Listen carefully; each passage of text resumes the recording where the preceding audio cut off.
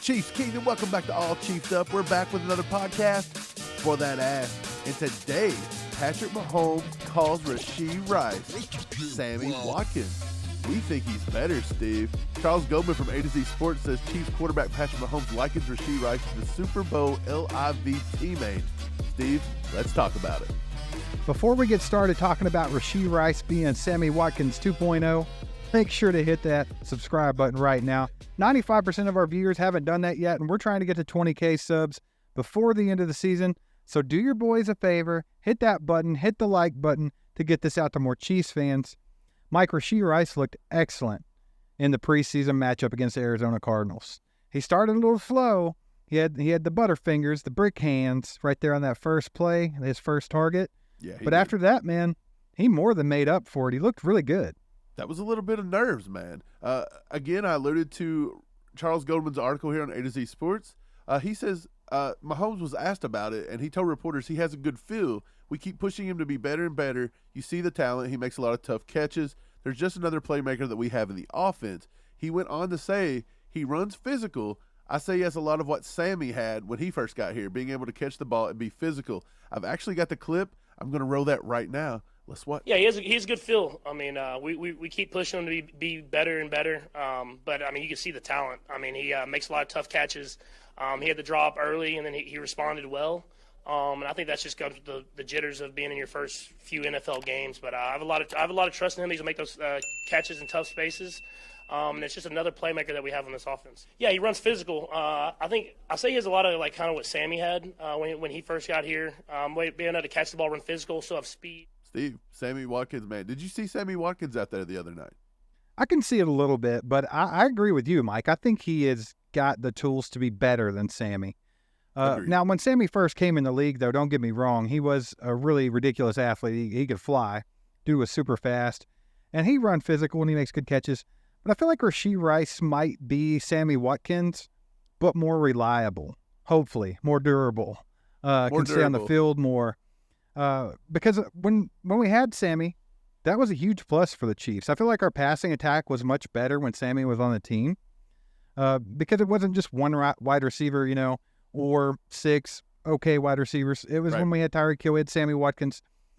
So yeah, I like the fact that Rashee Rice kind of offers you a lot of what Sammy did, because I think Patrick, he used to like throwing to Sammy. I think he liked that about him. You've seen a lot of pretty decent passes to Sammy Watkins, especially in clutch situations. So hopefully Rashee Rice can slide in and play that role for the Chiefs. Rashee Rice had himself a day, by the way. He really did. Have yourself a day, young man. Have yourself a day. I got the snap count here for the Week 2 preseason game against the Cardinals. This is for snaps with starters only. If you take a look, the ones who played the most snaps, besides Patrick Mahomes, obviously, was MVS, was Travis Kelce. But if you take a look, Rashee Rice, 8 snaps. He got 2 targets out of 5 routes ran. What I found interesting was Justin Ross, 2 snaps, 2 routes, and Mahomes targeted him both times, which is kind of telling. Justin Ross, again, a lot of big storylines out of that game, Steve, by the way. We're going to get to Amir Smith-Marsette in a minute. He had himself a day. Justin Ross looked pretty good as well. He almost had a touchdown pass, ran the wrong route. When we look at the snap count, there's 2 things that I really find clear here. Andy put Rashee Rice in the game early so he could have a chance to be more involved. We didn't see that from Sky Moore a lot last year. And then the other thing that kind of sticks out to me, and Chiefs Kingdom don't like this one, Clyde Edwards-Helaire, 14 snaps. And when Mahomes was in, Clyde Edwards-Helaire played all first running back snaps for first and second down. And McKinnon took all third, fourth down. We've been telling everybody, Clyde is going to play at the number 1 spot until Pacheco comes back healthy. Absolutely. It's definitely going to happen. You might as well get used to it now. It's just going to happen. No need to be mad about it. Just let Andy cook, baby. Let him cook. Happen. But the thing about it is, what I found interesting from that chart, Mike, was that Sky Moore had a lot of snaps, but only 1 target. Right. If you look at it, he had 13 snaps, 10 routes ran, and only 1 target. One thing we want to see with Sky Moore this year is being more involved in the offense. But we did notice that he's running those juju routes, Mike. Did we not notice that when we watched the game? He's kind of going up 3-4 yards, finding a soft spot, things like that. But that's going to set Sky more up for some big plays this year too, so I'm not too worried about that. But it is pretty interesting that Justin Ross only played 2 snaps, and he got targets on both of those snaps. So that shows you that Mahomes trusts Justin Ross already. He likes him. And then Rashee Rice getting that many snaps with the ones, that's always good to see, because you always wonder, how much can these rookie wide receivers actually be able to get on the field and contribute in the Andy Reid offense? I think Rashee Rice is going to break that stigma a little bit and get more work than we've been seeing these young guys get. Right. So the wide receivers, there's one big name out there we haven't talked about that had himself a day. That is Smith-Marsette. First and foremost, we know how the Chiefs loves the hyphenated last name. Yep. So Smith-Marsette, he's got a chance to make the squad, but we're going to take 7, Steve.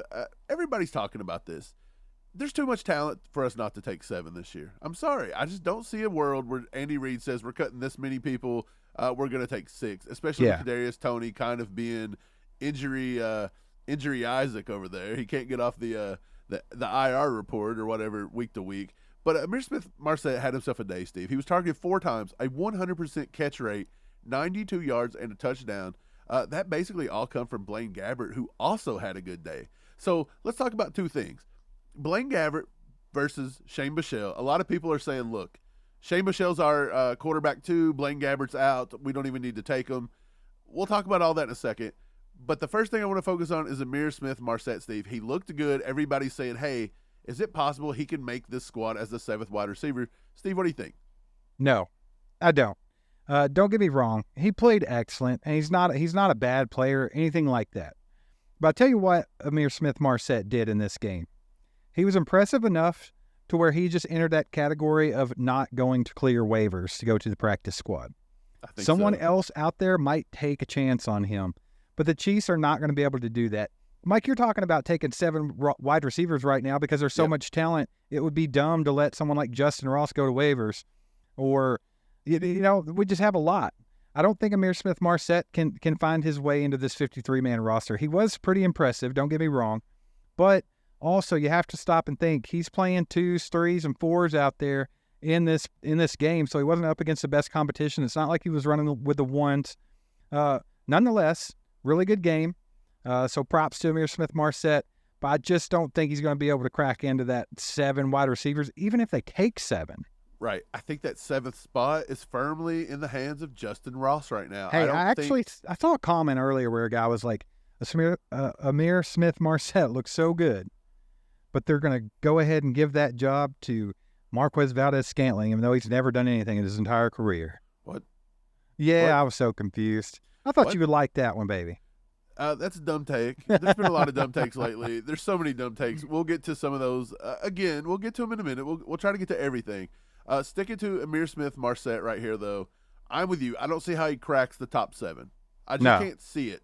I don't think that I think Chiefs – we've already talked about this. Chiefs Kingdom would riot if they don't take Justin Ross in with the top 7. I think Justin Ross actually has the intangibles and the skill set to flash as possibly a go-to wide receiver 1 in this league. He's got that X factor about him. Can he stay healthy? That's another big thing with Justin Ross. But so far he's showing that he has been able to do it. And I just don't think Smith-Marsette's got enough to crack that. Now, he does have all these special team stuff going with him. I would love to see him get more kickoff returns, maybe a punt return here and there. I think we'll see that in the game versus the Browns coming up. I think that's what we're going to see from Smith-Marsette. But like you said, he done this all against 3rd team, 4th team defenses. I just don't know how this translates over to the top. But he does have a lot of good skills. He played in Iowa way back, so a lot of Chief fans, they know him from his Iowa days. That's a skill, playing at Iowa. But I'm just saying, like, all of his skills, like, has translated over, and he's developed them even more. The Chiefs have done a good job at developing. We always develop wide receivers pretty decently. I just think Smith-Marsette is a good talent. Like you said, he might not clear waivers now. He may just be playing for himself at this point. And, I mean, it is what it is. I mean, the thing about it is, you talk about him trying to crack into the top 7 wide receivers. I don't think Nico Remigio was going to be able to do that, and I think that he's more of a talent than Smith-Marsette. And I still don't think he was going to be able to do it. So, like you said, I just don't see it. But it is what it is. I don't think kick returning is going to be a big factor this year either. I don't think that if you're a punt returner or a kick returner, that it's going to necessarily help you make the 53-man roster. We have way too many guys that can do it. There's a lot of guys on our squad that can do it right now. You got Richie James, who does kick and punts. Right. Got Justin Watson, who could do punt returns. They're talking about Deneric Prince possibly being the kick returner. There's just a lot of guys that can do it. The heck, they could even use Kadarius Toney on punt returns. We've seen it last year. Probably don't want to go that route because of his injury history, and now that they have other guys to do it. But I just don't think that's going to be that big of a factor this year. We're talking about wide receivers, man. Well, look, let's move on. You mentioned the name, Deneric Prince. What happened to Prince? There was a huge Prince bandwagon just building up, chugging along, and then in one game with about 5 to 10 plays, people are saying LaMichael Perine has now passed him. They're saying Perine is better than Clyde Edwards-Helaire. They're saying Perine is possibly running back 3 right now. People have lost their minds over one preseason game, Steve. They got their PP on the PP. They need to calm down a little bit. They're a little horned out. They need to calm down just a little bit. Perine did look pretty good, but once again, what competition level was he playing? That's something to keep in mind. Also, we already know that Clyde Edwards-Helaire is going to be running back 1B. Right. That is what it's going to be. You're going to see Pacheco start, more than likely, but Clyde's going to get a bulk of the work. I just almost guarantee it. We always talk about this, Mike. I don't know how many times we have to say it before it sinks into people. If he is healthy, Andy Reid will use Clyde Edwards-Helaire a lot. Look, Perine looked really good. It's just a fact. Yeah, he did look good, man. I'm not taking that away from him. I think he did look good, and I think he did make a good claim for himself to maybe make that 4th roster spot over Deneric Prince. I mean, that's what you're wanting to talk about, right? Here's the thing with Prince. Everybody said he looked a little slow. He looked a little unsure. He was too many cuts in the backfield. He ran too high. You name it, they called it out. We were saying the same stuff about Pacheco last year. We really were. Everybody was saying the same stuff about Pacheco last year. He's a rookie. He's got to take time to learn. Perine's been in the league for a while, so guess what? This offense fits Perine, fits his running style. He's going to come in and flash a little bit. Perine is very athletic. He's very fast. He's very shifty. This is what he does. He can make it look good. But there has to be a reason that Perine has been around the league now for 3, 4, 5 years. Right. And he's just not making... Mike, there's always a reason for these things. The same reason why Deneric Prince wasn't drafted in 7 rounds of the NFL draft. Right. Okay, all those teams passed on him 7 freaking times. So when people were really pumping him up, they were just doing themselves a disservice. They were living in a fantasy land because this kid obviously needed to hone his skills and get better before he was going to be able to step into the league and just take over. But, Mike, hold on. No, let me keep going. I was one that was pumping him up. Okay, but hold on. Let me keep going. You're talking trash on ourselves in a way. I'm talking trash on you right now. But, no, here's the thing. You remember what we said about Justin Ross, about how people were pumping this kid up so much that if he didn't go out there and perform at the highest level that everyone was going to say that he was a bust and he was done and blah, blah, blah. That's exactly what freaking happened to Deneric Prince here. Everyone gave him these unreal expectations, expecting him to come in here and be the next Adrian Peterson, and then he comes out and he looks like a UDFA rookie that needs some work, and everybody freaks out and instantly doesn't want him on the squad. They're like, who's the next guy? Chill. This is what I'm saying. We pumped him, rightfully so, the entire offseason, every workout, from the rookie workout to just even through camp up to last week. They were talking about how he was the kick returner number 1. He's catching everything out of the backfield. He can run. He's finding holes. He's breaking off runs. He gets in his first game action, and he struggles a little bit, and everybody's freaking out. Why are we backpedaling on him so bad? Like, the growing pains are there. You can simultaneously like Deneric Prince and pump Deneric Prince up, but you can't turn on him at the drop of a hat. So I don't think I was wrong in saying Deneric Prince is that guy. And when we said he made the roster, we were calling roster 95% predictions. I think he's still going to be the running back 4 on this roster. I think they're going to keep 4, and I think he's going to be the guy. I don't think it's going to be Perine. I think there's way too much potential with Deneric Prince. So they know this is a kid that has to work on things and get better and get up to speed in the NFL. They're not expecting him to come out here and do this right off the bat, but they know what they got with him. They know how fast he is. They know how big he is and strong he is and how good he can be. So I think he's definitely going to make the squad, man. I think they're going to be patient with him. And I think he's going to end up being a good player. He's going to contribute.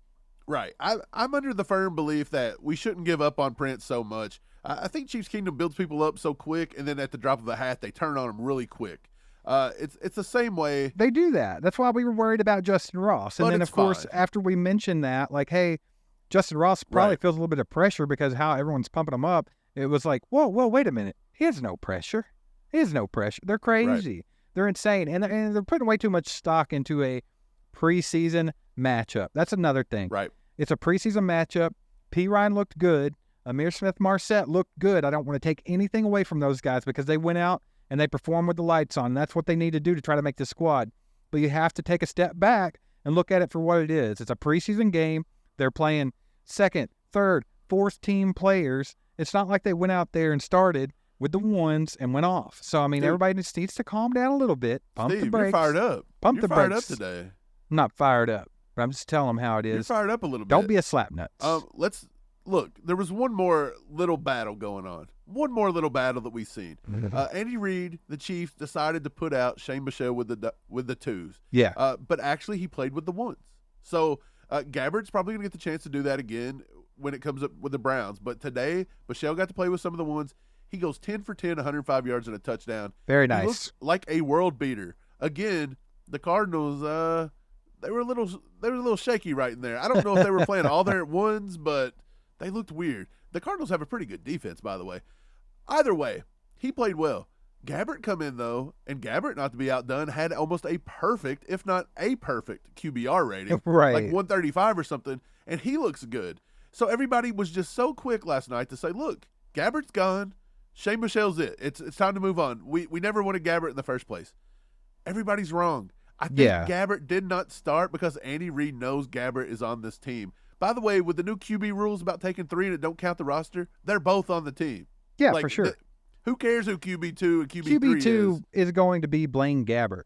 I think that so. Shane Bichelle, he definitely went out there and showed that he can definitely be that QB2 of the future.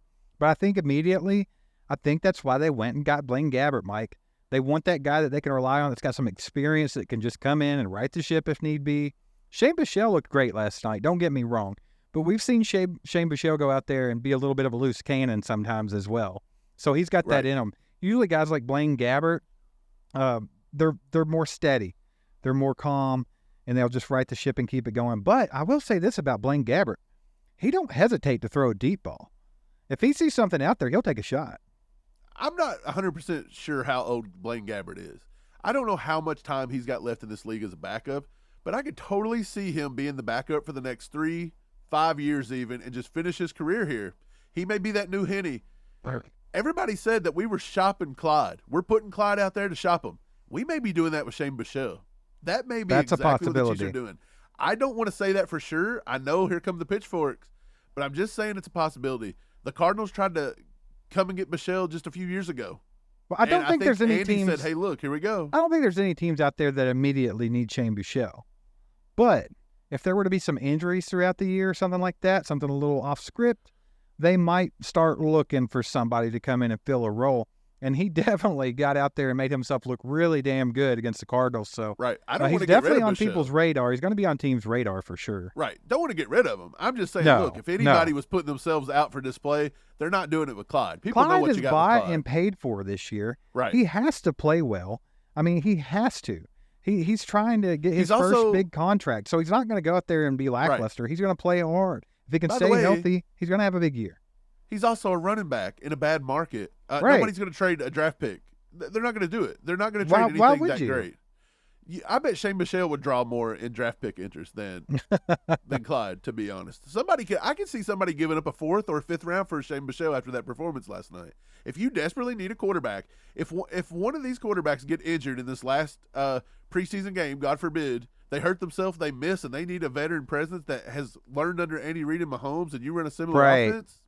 That's where I was going with it. I feel like just being an Andy Reid quarterback and being under him for a few years, that kind of makes your stock go up right there. Everyone knows that Andy Reid quarterbacks are the real deal. So what do we come to the conclusion? Smith-Marsette probably can't crack the top. No. Perine probably. No. There's a lot of PP in the PP, but we don't think that he's probably going to crack Prince. I don't think it's going to happen. I still think Prince will hang on to that. What was the other one? Bichelle is firmly probably number 3. Gabbert's number 2. Right. I think that was the big storylines. Let's move it along, Steve. It's time for Questions from the Kingdom.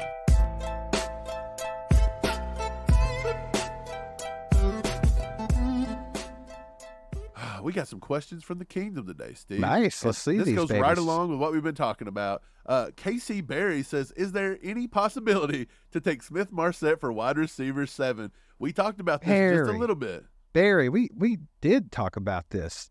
And since you've been watching up until this point, just kind of refer back to that, man. I think Ihmir Smith-Marsette had a really good game. I think he done himself well as far as probably maybe not passing waivers. He might not go to the practice squad. Someone might pick him up. But I do not think he plays on the Chiefs' 53-man roster now. Right. 6'1", 115 actually comes out, says, fellas, do you think they're going with 6 or 7 wide receivers? That kind of goes hand in hand with the same. We refer to that too. I think at this point you got to go 7. I think they have to. I know that Andy Reid has never took 6 receivers up until last season, and I know 7 seems far-fetched. But if you just really step back and take a look at it, complete objective look at this, like there's too much talent. You cannot let one of these guys go to waivers and go somewhere else. No. You just can't do it. And look, we got to get Chiefs Kingdom's got to wrap their head around this. Mid or not, Justin Watson is a lock. Yeah. He's a lock. And he proved why he is last night.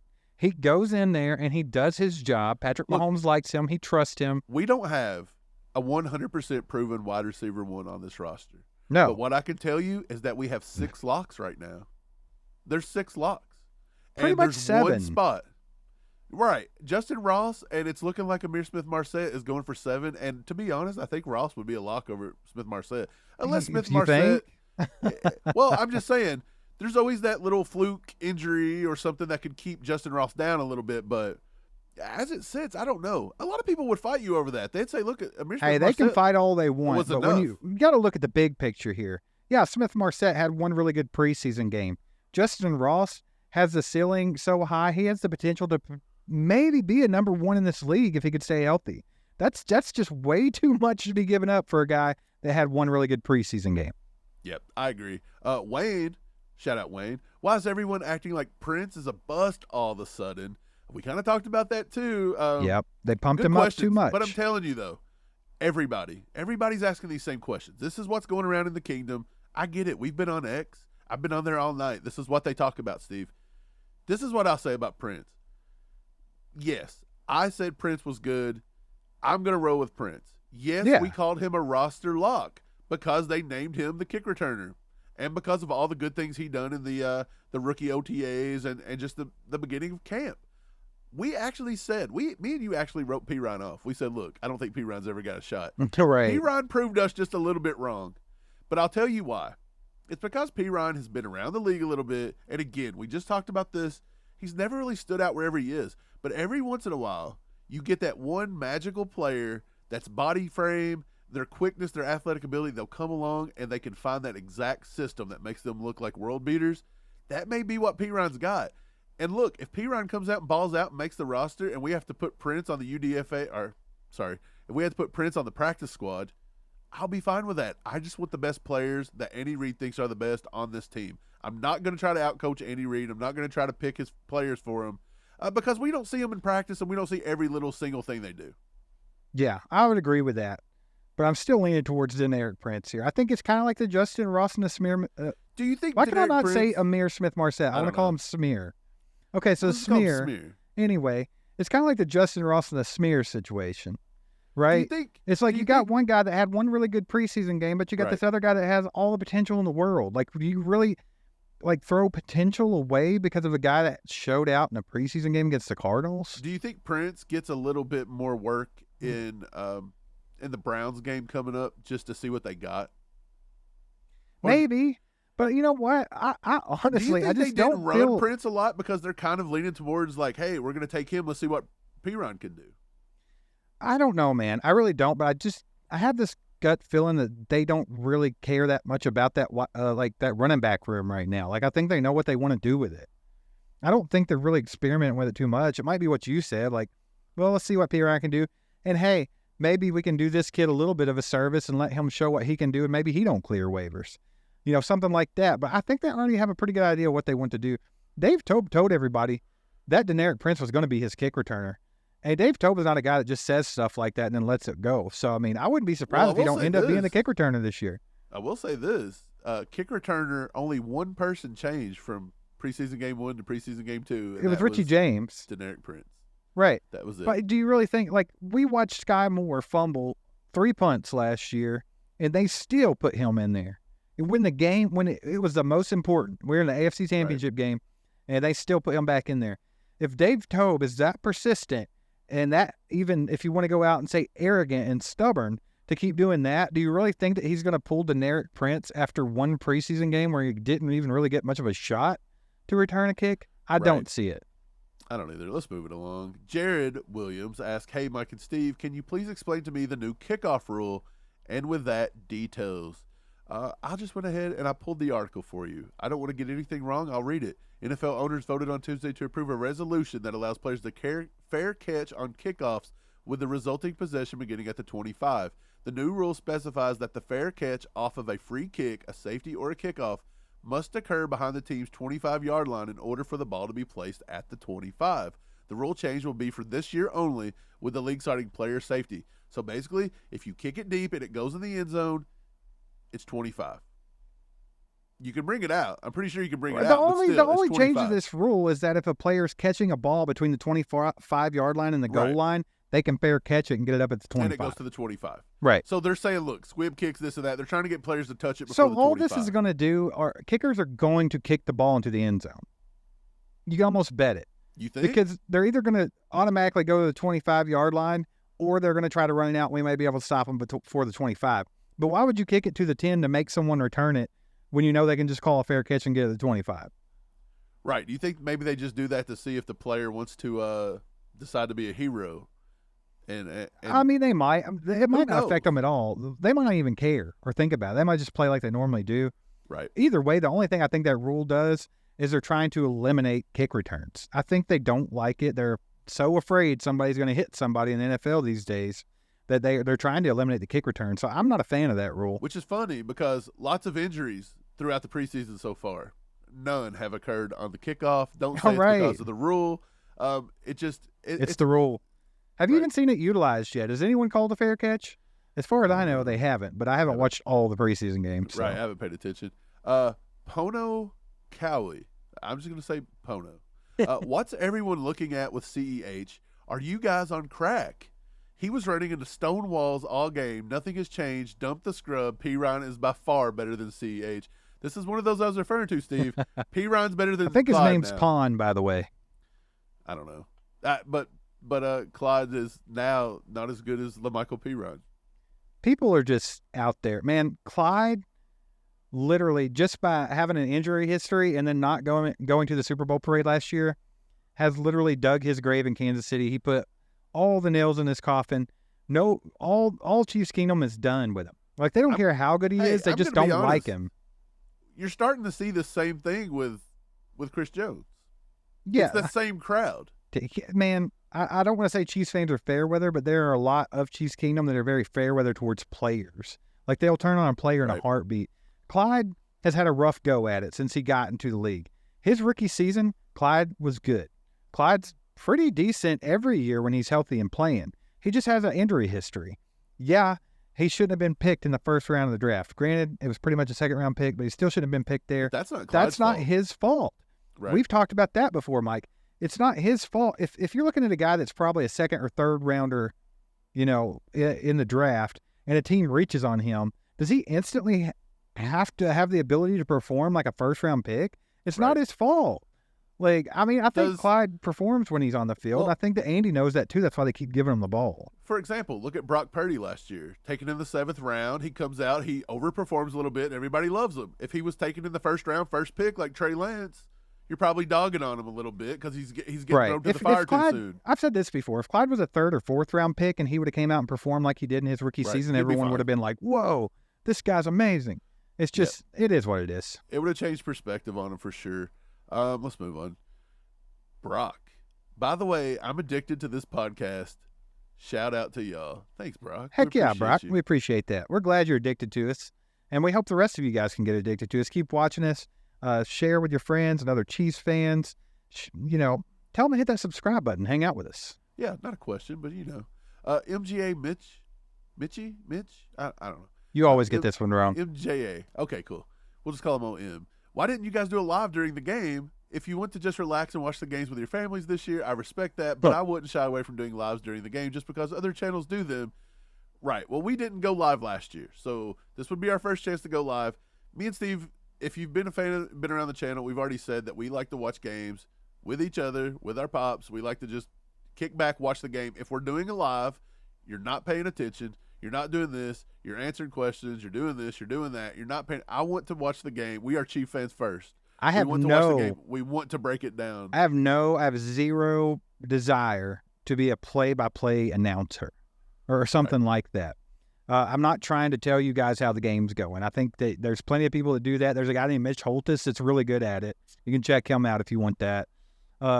But no, we like to watch the game. We like to soak it in. We like to analyze a little bit. We like to give it some thought. We like to actually see what's going on in the game other than be like, hey, this guy scored a touchdown. It was freaking awesome. Like, no, we're digging more into it. And like Mike said, we just like to chill. Well, me and Mike and Pops and enjoy the game.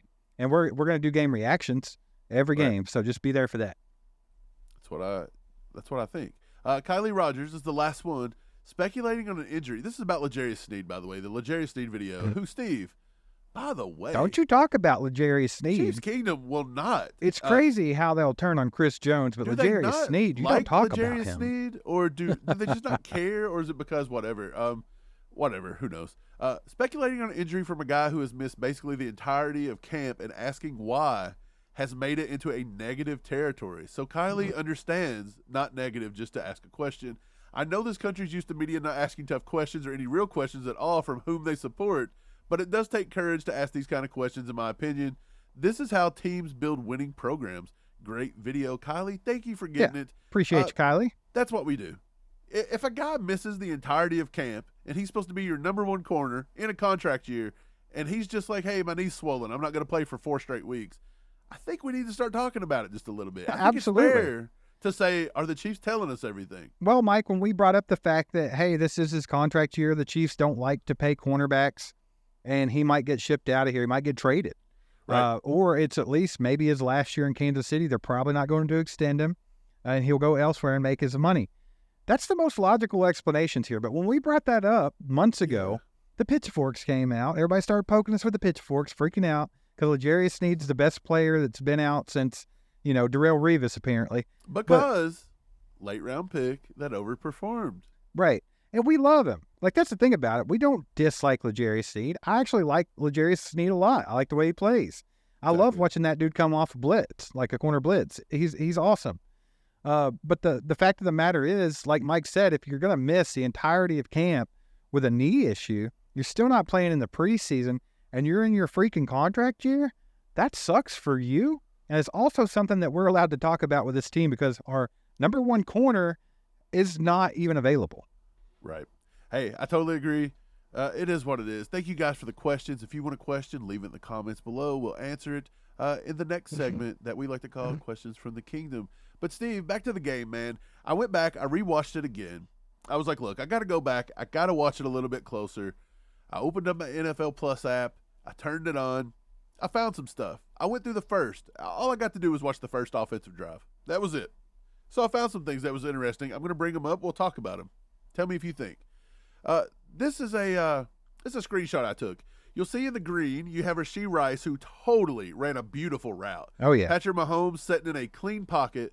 And, he put it on the money. Rashee Rice just totally dropped that pass. But I wanted to make a point that Rashee Rice, heck of a route. He looked good. Rashee Rice felt number 7 getting ready to take his head off is what happened. Right. He short-armed a little bit. He wasn't prepared for that. But do you want to look at the yellow circle? That is one other than $80 million Juwan Taylor on the first play of the game, second play of the game, my bad, 2nd and 10. He is 2 yards up the field blocking a run pass or a run play on a pass play. They could have called that. They did not do it because you cannot be over 1 yard up the field. Right. He's 2 yards. He's not run blocking. He did not engage. Normally, that's one that they're quick to call on the Chiefs, too. We can't show video. So you're getting a screenshot. So some people say, look, maybe he just blocked his guy to there, Steve. Nay, he did not. There was nobody came to him, and he just ran 2 yards up the field and started blocking somebody.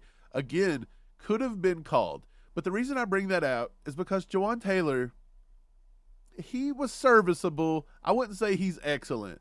On the other hand, Donovan Smith, from what I see from Donovan Smith, looked really good. That is something that we everybody was worried about Smith and thought Taylor had it in the bag, and Taylor looked a little iffy yesterday. I want to get to this one. What did they say last year about our tackles, Steve? We had to chip all the time because that our was tackles the couldn't do worst. The worst take on our tackles last year was the fact that, hey, they had to have chips from the running backs to even be slightly effective. Right. Like, okay, yeah. Other teams don't do this? I'm just wondering. First drive, 3rd and 10. I've got it circled. Juwan Taylor, one-on-one against the defensive end. What's McKinnon doing? Is he running to the flat? Oh, no. He's going to make the block for him. He's making the block. Again, Juwan Taylor in good position to make the block. He could have just ran by him, but no. McKinnon chips him. A great chip, by the way. Puts him on his ass. Yeah. And McKinnon knocks himself out of the play. Very nice, McKinnon. But again, awesome job by McKinnon. But, Steve, did the $80 million tackle need a chip block on the third play of the game? Obviously, he needed it. No, or was this just the system? Like, I would go one past you. I don't think Juwan Taylor was only serviceable. I think he was decent. I think he was pretty good. I think he's going to be good.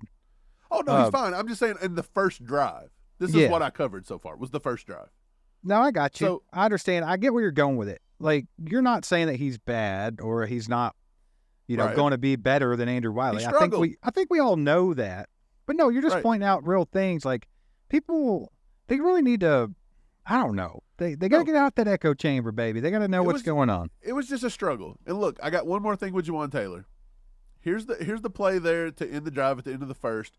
It's a leak out. It's a screen.